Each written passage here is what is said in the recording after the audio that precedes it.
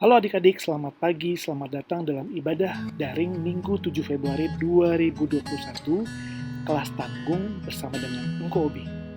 Sebelum kita masuk dalam ibadah, mari kita bernyanyi bersama-sama. Sukacita Tuhan asupannya, besar kasih-Nya bagi kita, nyanyi haleluya. Apabila kita sukacita Tuhan asupannya, besar kasih-Nya bagi kita, nyanyi haleluya.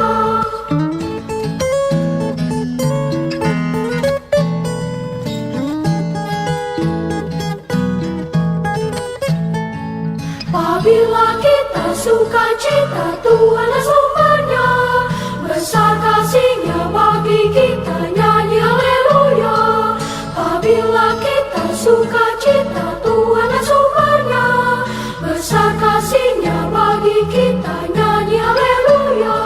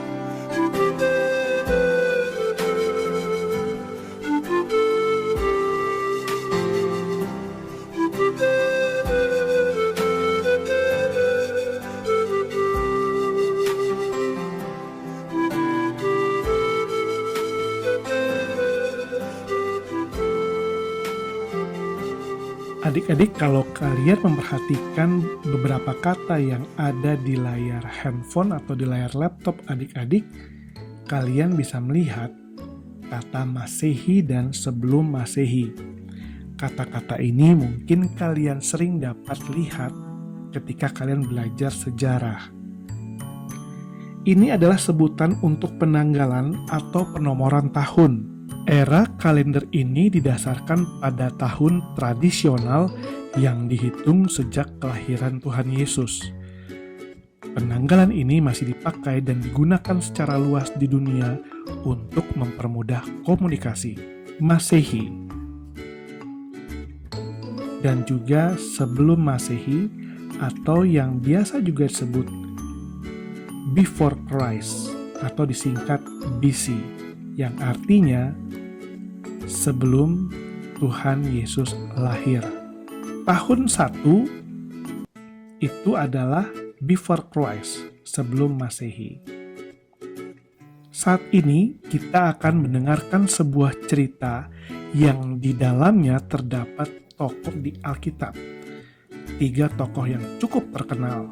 Kalau dilihat dari waktu mereka hidup, mereka ada di waktu yang berbeda-beda. Kita lihat di sini. Pada abad ke-13 sebelum Masehi, ada seorang nabi yang bernama Nabi Musa. Yang berikut di abad ke-9 ada seorang nabi yang bernama Nabi Elia. 3 tokoh yang akan kita dengarkan ceritanya pada pagi hari ini adalah yang pertama, Elia. Elia adalah sosok nabi yang sangat taat dan setia kepada Tuhan Allah. Oleh karena itu, Elia tidak mengalami kematian dan dia langsung naik ke surga. Yang berikut adalah Nabi Musa, nabi yang menerima 10 perintah Allah. Yang berikut adalah yang ketiga, Yesus. Yesus adalah Allah yang datang ke dunia dalam wujud seorang manusia. Apakah mungkin adik-adik ketiga tokoh Alkitab ini dapat bertemu di waktu yang bersamaan? Engkobi mengajak adik-adik untuk membuka Alkitab dari Lukas 9 ayat 28 sampai 36. Kita akan cari tahu jawabannya. Pada suatu hari, ketika Tuhan Yesus selesai mengajar, Tuhan Yesus melanjutkan perjalanannya. Nah, pada saat ini Tuhan Yesus mengajak 3 orang muridnya, yaitu Simon Petrus, Yakobus, dan Yohanes. Mereka naik ke gunung untuk berdoa. Ketika berdoa, murid-murid Tuhan Yesus tertidur. Mereka tidak berdoa bersama-sama dengan Tuhan Yesus. Tuhan Yesus berdoa sendiri. Ketika Tuhan Yesus sedang berdoa, tiba-tiba wajahnya berubah dan jubahnya berubah menjadi putih dan terang sekali. Itu menandakan kemuliaan Allah yang terlihat dalam diri Tuhan Yesus. Kemudian, tampaklah Tuhan Yesus sedang berbicara dengan 2 orang, yaitu Musa dan Elia. Seperti yang sudah kita ketahui di awal cerita ini, Musa maupun Elia sudah hidup jauh lebih dulu dari Tuhan Yesus, dan kehadiran mereka untuk menunjukkan bahwa karya keselamatan Allah sudah dilakukan sejak masa lampau dan akan tergenapi dan berpuncak dalam pengorbanan Tuhan Yesus di Yerusalem. Ketika murid-murid yang lagi tidur tadi bangun, mereka sangat kaget dan takjub sekali melihat penampakan Tuhan Yesus dan juga adanya Musa dan Elia. Petrus sampai menawarkan untuk bangun kemah buat Musa dan Elia. Tapi itu jelas tidak mungkin. Makanya dikatakan di Alkitab bahwa Petrus tidak mengerti apa yang dia katakan. Menurut adik-adik, mengapa Petrus disebut tidak mengerti? Alasannya karena Musa dan Elia hadir bukan untuk kembali ke bumi, tapi untuk mempertegas kemuliaan Tuhan Yesus, bahwa Tuhan Yesus ada untuk mati di kayu salib di Yerusalem. Padahal, beberapa hari sebelumnya Petrus dan para murid sudah diberitahu mengenai penderitaan yang akan Tuhan Yesus alami.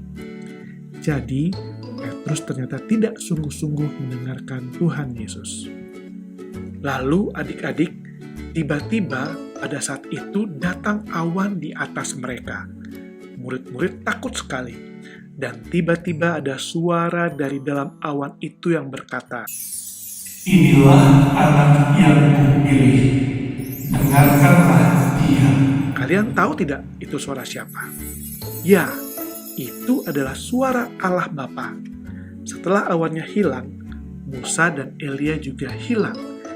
Dan tinggallah Tuhan Yesus seorang diri bersama 3 orang muridnya, Yohanes, Petrus, dan Yakobus. Nah, adik-adik, kalau kita sama-sama melihat dan mendengarkan cerita tadi, di bagian terakhir ada ajakan, ada pesan penting yang disampaikan Allah kepada murid-muridnya. Apakah pesan itu? Iya, inilah anakku yang kupilih, dengarkanlah dia. Siapakah yang dimaksudkan dia? Dia adalah Tuhan Yesus. Melalui firman Tuhan pada minggu ini, kita diajak untuk belajar taat. Berani untuk mendengar nasihat Tuhan Yesus dan mau melakukannya di dalam kehidupan sehari-hari. Jangan seperti Petrus, yang kalau adik-adik dengar cerita tadi, dia lalai mendengarkan nasihat Tuhan Yesus. Nasihat Tuhan Yesus dapat kita dengar dan kita lihat di Alkitab.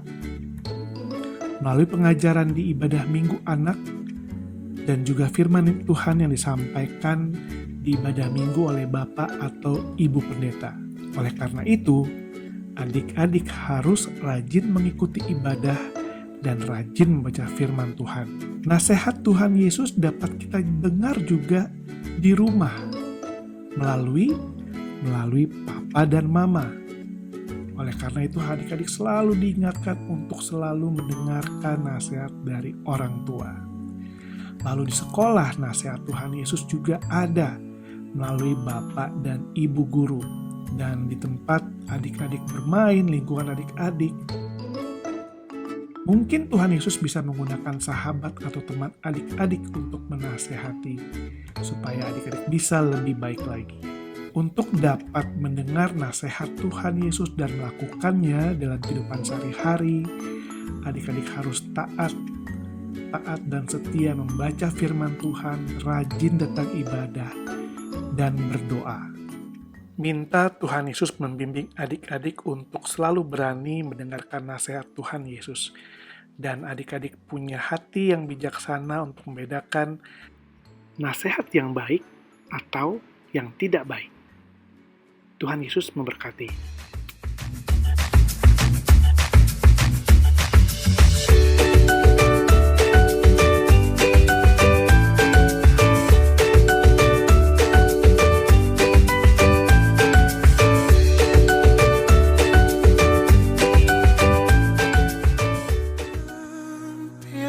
Dengar doa